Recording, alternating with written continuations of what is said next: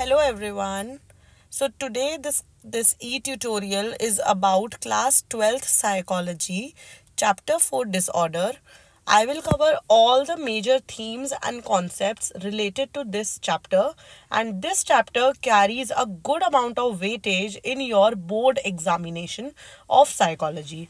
So wasting no time anymore, let's begin with it. So the first concept here you can see is the 4 Ds of abnormality, that is deviance, distress, dysfunction and danger. Okay, so I think they are very clear and understandable. Deviance क्या होता है? Distress is an unpleasant state of mind. Dysfunction होता है ability to carry out daily activities अगर आपकी hamper हो, और danger होता है अगर किसी भी इंडिविजुअल को कोई भी एबनॉर्मैलिटी है, so he is danger for himself also and for the society also in any of the manner, right? Okay, then let's come to the major themes only. So historical background of abnormality consists of three themes, that are supernatural, biological and psychological. So in supernatural there is exorcism. पहले के time पे there was exorcism, there was removing of evil which resides inside an individual. See, this was only a myth that was created by the society, but as it is included in your historical background, you have to mention it if it is asked in the examination. Second is biological approach. Biological approach mainly क्या focus करती है कि जो न्यूरोट्रांसमिटर्स functioning है, I am repeating, जो न्यूरोट्रांसमिटर्स का functioning होता है that is not in a good state. As आपकी बॉडी में जो भी न्यूरोट्रांसमिटर्स का केमिकल कॉम्पोजिशन है, it is not going on a good appropriate state. Okay, then psychological approach में क्या आता है? whatever inadequacies are there in someone's brain, whatever anyone feels or think, it can hamper the way they perceive the world around them. Okay, then always I have told you classification of psychological disorders की अगर हम बात करते हैं तो हम बोलेंगे ICD-10 and DSM-5. ICD-10 is the Indian classification of disorders and DSM-5 is the Diagnostic Statistical Manual. ये दोनों थीम्स आपकी कवर करती हैं psychological classification of disorders. Also you have to mention APA, that is American Psychological Disorders. You can see everything here. Okay, so let's come to factors that are underlying abnormal behavior. See, you can expect a 6-marker question from this area for sure. Okay, and you have to mention any of the 4 or 6 point as suitable for you. Okay, so factors underlying abnormal behavior, let's come here one by one. So talking about biological factors, see, biological factors में major जो होता है वो होता है faulty genes, right? Faulty genes come from heredity. यहाँ पे हमारा GABA आता है, general amino butyric acid. उसके बाद यहाँ पे schizophrenia, excess activity of dopamine. Okay, then कोई भी चीज अगर लो हो रही है बॉडी में, for example if there is a problem in functioning of one neurotransmitter to the another neurotransmitter, यहाँ पे सिनैप्स होता है, राइट? इस सिनैप्स में अगर कोई भी प्रॉब्लम आ रही है तो it can result into the biological factor of underlying abnormal behaviour. Okay, second there is socio cultural. Socio cultural में क्या आ रहा है? एम्प्लॉयमेंट प्रॉब्लम, किसी को डिस्क्रिमिनेशन फील हो रहा है, प्रेजुडिस फील हो रहा है, इस वजह से एबनॉर्मैलिटी या साइकोलॉजिकल डिस्ट्रेस आ सकता है. Okay, let's come to diathesis stress model. It is very important. I am marking a star here. So diathesis stress model का मतलब क्या होता है? Okay, so I am dividing this part into 3 types. पहला आता है प्री डिस्पोजिशन. प्री डिस्पोजिशन क्या होता है कि देयर इज अ वल्नरेबिलिटी कि एक साइकोलॉजिकल डिसऑर्डर डेवलप हो सकता है. दूसरी बात, उस साइकोलॉजिकल डिसऑर्डर के टाइम पे क्या क्या सिम्टम्स आ सकते हैं. और थर्ड स्टेट कि वो साइकोलॉजिकल डिसऑर्डर डेवलप हो चुका है, अब आप उसके रिगार्ड में कौन सी थेरेपी या कौन सी अप्रोचेस को अपनाना चाहते हैं. ये सिंपल सा डायथेसिस स्ट्रेस मॉडल है. I will recommend you to do it from NCERT only. Okay, So let's come under the classification of anxiety disorder. There are particularly these anxiety disorder, that is GAD, panic, phobia, SAD, and you can discard it. Okay. Generalized anxiety disorder का मतलब क्या होता है? अगर किसी भी व्यक्ति को prolonged anxiety, intense fear, कोई भी ऐसा type of sweating, right? This is GAD. Panic क्या होगा? Sudden attack, breathlessness, hopelessness, like किसी इंसान को लग रहा है he is in a state of dying. Okay, that is panic disorder. Okay, let's come to phobias. See basically there are two types of phobias. ठीक है, यू 2 टाइप्स और 3 types you can add on by your side. General, social, agora, acro. Okay okay, so what is social phobia? Social phobia होता है अगर कहीं भी हम surrounding में जा रहे हैं, हमें वहाँ जाने में हेजिटेशन हो रही है, राइट? सो अगोरा फोबिया क्या होता है? Agoraphobia is intense fear of entering into an unfamiliar situation, leaving their home, like that. Okay, then what is specific phobia? See, इसमें MCQ marker question भी आते हैं. For example, there is a person, he has a fear of all the 4-legged animals, all the dogs. तो उसको कैसे type का phobia है? तो उसको अगोरा फोबिया तो होगा नहीं. सिंपल सी बात है, उसको एक पर्टिकुलर चीज से फोबिया है, तो वो स्पेसिफिक फोबिया है. Then let's come to SAD, C class. This is a child, his name is Tony. अब टोनी को जब भी वो अकेले कमरे में होता है उसको बहुत डर लगता है. हर बार he clings to the shadow of his parents. तो जहाँ पे हम कह रहे हैं कि बच्चा अपने पेरेंट्स के साथ साथ रह रहा है, उसको सैड है, right? Sad is separation anxiety disorder. तो ऐसे बच्चों में क्या सिम्टम्स आ रहे हैं? being home by themselves, going to school alone, fearful of entering new situation, cling to the shadow of their parents. Okay, let's come to OCD. Very important, obsessive compulsive disorder. Always remember, obsession होता है thoughts का और compulsion होता है behavior का. कोई भी thought आ रहा है किसी का, मतलब कोई आप किसी इंसान को याद कर रहे हो, कोई चीज बार बार याद कर रहे हो, वो ऑब्सेसिव बिहेवियर है. अगर आप बोल रहे हो I have to wash my hands again and again, I have to count again and again, आप बार बार एक चीज को काउंट कर रहे हो और दोबारा वो रिपीटेटिव पैटर्न कर रहे हो, that is compulsive. Okay, there are other disorders also like trichotillomania. What is trichotillomania? इस चीज में people usually do bizarre activities, like वो अपने नेल्स को बार बार काटने लग जाएंगे, वो अपने हेयर प्लकिंग में इन्वॉल्व हो जाएंगे, right? Then let's come to trauma and stress disorder. यहाँ पे क्या आएगा? PTSD. PTSD is post traumatic stress disorder. यहाँ पे recurrent dreams, flashbacks, concentration, emotional numbing, ये सब इन्वॉल्व होगा.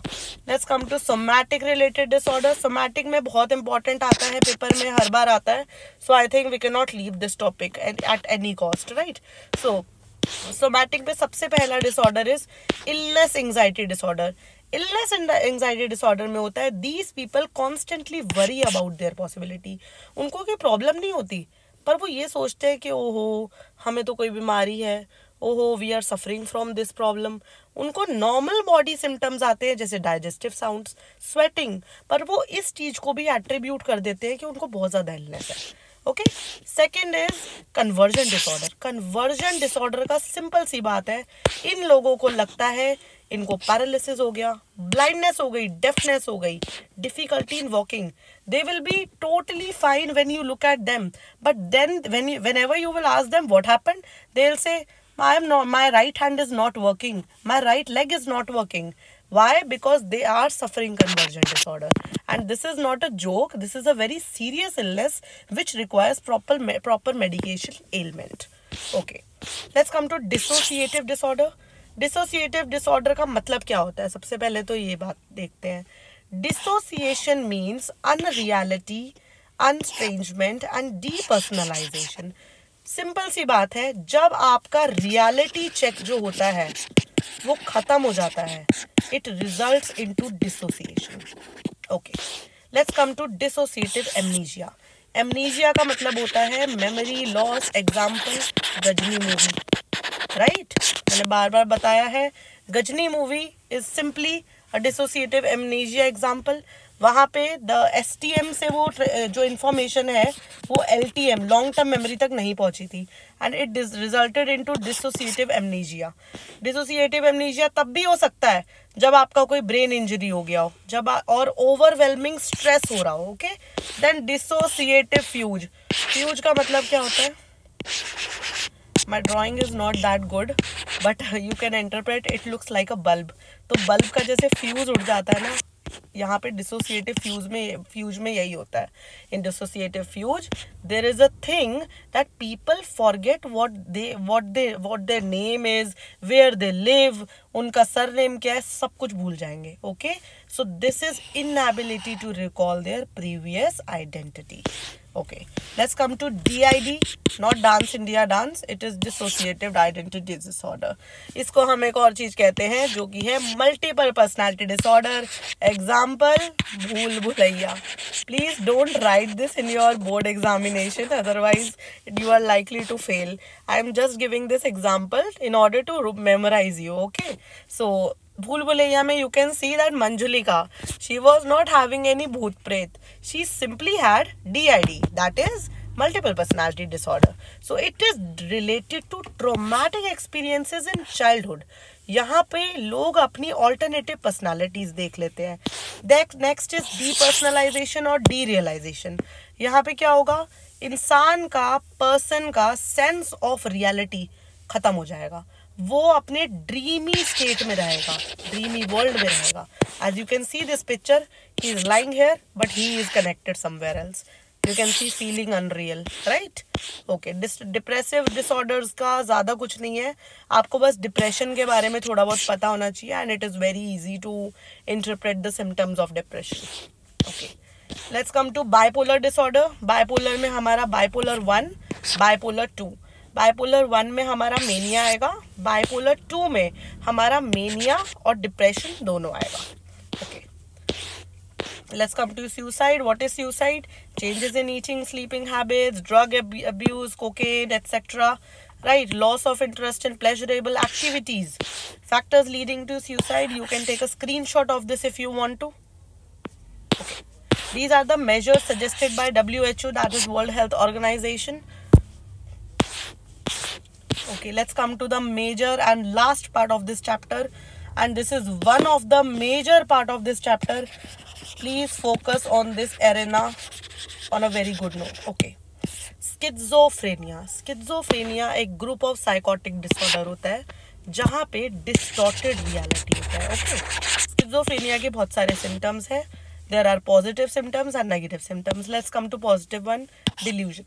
डिल्यूजन क्या होता है? किसी इंसान को कुछ अगर रियलिटी चेक हो रहा है और वो उसको नहीं दिख रहा, वो डिल्यूजन होता है। ओके, डिल्यूजन में there is delusion of persecution, reference, grandeur, control. Persecution में होता है these people believe that someone is spying on us. ठीक है, स्पाई होता नहीं है but they believe that, this is persecution. Okay, then second is delusion of reference. Reference में इन लोगों को लगता है कि कोई एक इंसान दूसरा इंसान इनके इमोशंस कंट्रोल कर रहा है। अगर वो इंसान दुखी है तो ये लोग दुखी हो जाएंगे, वो इंसान खुश है तो ये खुश हो जाएंगे, right? Then delusion of grandeur. See, delusion of grandeur is very very important. These people think that they are very very super power, they are very super natural forces of the earth. उनके पास बहुत सारी powers है, वो Superman है। Simply वो अपने आप को इतना एडमायर करते हैं कि हमसे बड़ा इंसान कोई हो ही नहीं सकता। That is delusion of grandeur. Okay, so let's come to second one, formal thought disorder. Formal thought disorder में कुछ भी नहीं है, बस इलॉजिकल थिंकिंग पैटर्न्स होते हैं। ठीक है, और यहाँ पे 3 चीजें आएंगी। You can take a screenshot of this. Let's come to hallucination. Hallucination होता है perceptions that occur in the absence of external stimuli. These are the types of hallucination. Auditory मतलब कुछ सुनना, कोई voices अपने दिमाग में सुनना, external voices. Tactile का मतलब होता है आपको tingling हो रही है, burning sensation हो रही है. These people who are schizophrenic and who feel these types of disorder comes under the domain of tactile. Visual मतलब कुछ भी दिखना, ठीक है, external stimuli. विजुअल के बाद आता है ऑल फैक्ट्री। ऑल फैक्ट्री का मतलब होता है स्ट्रेंज स्मेल। ओके, सोमैटिक होता है Somatic I am writing here. Somatic means these people who are schizophrenic and have somatic hallucination feel like that something is happening inside their body. For example, they feel a snake is crawling inside their body. Okay. Then gustatory का होता है strange smell. Don't confuse yourself in olfactory and gustatory. Olfactory का मतलब होता है strange smell और gustatory होता है strange taste. Okay. Let's come to see these are the examples of types of delusions. यहाँ पे देखो आप delusion of grandeur. I am God. I can fly. I have the ability to cure others by touch. देखो कितना ज़्यादा है ना. Then see, you can see an example of delusion persecution also. Neighbors are trying to poison me with a radioactive particle. See, like, okay. Let's come to examples of hallucination. Hallucination में somatic देखते हैं. यही same चीज लिखी हुई है. Snake is crawling inside the stomach. Okay. Let's come to negative symptoms of schizophrenia. Okay, negative symptoms of schizophrenia में आएगा allogia. Allogia मतलब poverty of speech. Blunted effect. Blunted effect में जो लोग होते हैं वो अपना बहुत कम इमोशंस दिखाते हैं. फ्लैट इफेक्ट में कोई इमोशन दिखाते ही नहीं है. ओके. और अवोल्यूशन. अवोल्यूशन होता है एपथी. एपथी होता है सिंपथी का ऑपोजिट. इन लोगों में बहुत ज्यादा कम भावना होती है सिंपथी की. Okay. Then let's come to psychomotor symptoms. See, don't confuse yourself. Schizophrenia में 3 parts divided हैं. Positive symptom, negative symptoms and psychomotor symptoms. Okay? Psychomotor symptoms के अंदर आता है catatonia. अब catatonia के अंदर there are 3 subparts: stupor, rigidity, posturing. Stupor का मतलब you can see this picture. These people remain motionless over a long period of time. Rigidity पे वो बहुत upright posture maintain करते हैं और यहीं पे seriously बहुत ज़्यादा problems आती हैं और awkward bizarre posturing होती है. Okay? Then let's come to neurodevelopmental disorders that are ADHD, intellectual disability, right? I have given the explanations here. And autism. Autism में क्या होगा? These children are unresponsive to others' feeling. Repetitive words बोलते हैं. Stereotype body movement. You can see here in these pictures. You can see ADHD also. Okay. Okay. Let's come to ID. That is intellectual disability. See, IQ below 70. Intellectually disabled होता है. Okay. Specific blurtic disorder, short abbreviation is SLD. Okay. Then conduct disorder is there. Conduct disorder antisocial behavior होता है. यहाँ पे types of verbal behavior है. Verbal aggression, hostile aggression and proactive aggression. So the last theme of the chapter is eating disorder. Eating disorder 2 types के होते हैं, anorexia nervosa and bulimia nervosa. You can see the picture. See, यहाँ पे self induced vomiting हो रही है, right? This is anorexia nervosa, right? And when there is more eating, right? That is bulimia nervosa. Bulimia nervosa के अंदर ही self purging vomiting होती है. ऐसा क्यों होता है?